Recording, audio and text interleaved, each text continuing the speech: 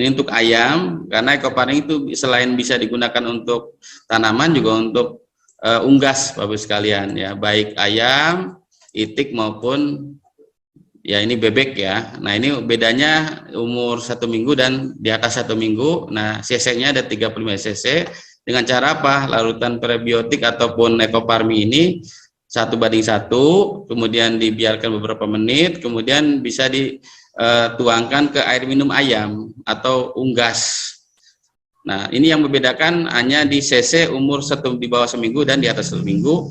Dan yang terakhir ini berkaitan dengan pola makan di ayam. Jadi bisa air minum tadi bisa disemprotkan ke makanan supaya lebih menyerap ke pakan, dan itu akan memberi dampak kepada perubahan daging ataupun fesesnya ya.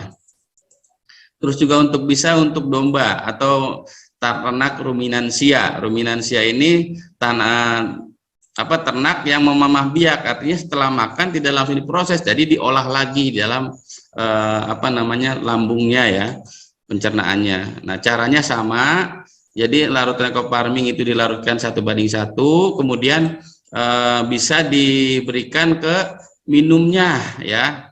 Nah dosis ini menentukan bobot dari ternak Pak. Kalau ternaknya kecil kayak macam kelinci atau mungkin domba 5 cc ya.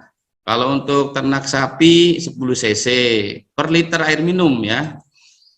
Kalau mungkin ada ternak gajah mungkin 15 cc Pak, karena bobotnya lebih besar lagi ya. Juga bisa diberikan setiap hari.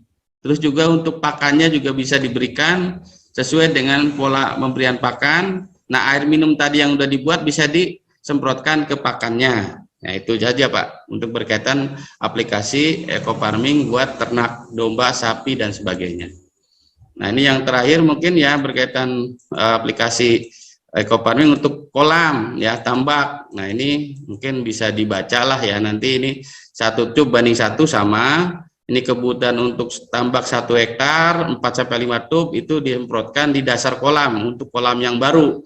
Kalau kolam yang lama sama 4,45 juga, cuman ini ada beberapa tahapan di mana endapan lumpur itu bisa dikuras, juga bisa dicek suhu pH-nya, dan juga setelah disemprot ini kedua-duanya dibiarkan selama 2-3 hari, maksimalnya 1 minggu Pak, supaya terjadi oksidasi di lahan ya, dan insya Allah nanti akan terjadi sesuatu yang luar biasa. Kenapa? Setelah diaplikasikan seminggu kemudian diberi air. Nah air dibiarkan 1 minggu, nanti akan terjadi perubahan, plankton akan tumbuh lebih banyak. Terus yang berikutnya ini treatment untuk perawatan air, ini 200 ml per hektar. Ini seminggu sekali lah, 3-4 hari atau seminggu. Dan bisa digunakan untuk campur pakan.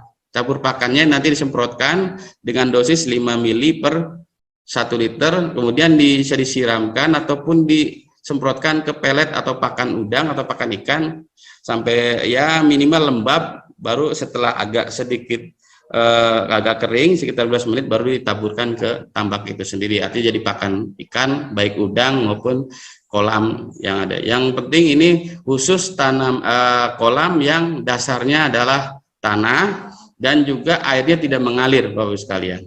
Artinya tidak jadi air mengalir terus, artinya ditampung sementara, dan itu bisa dilakukan pergantian air itu bisa saja.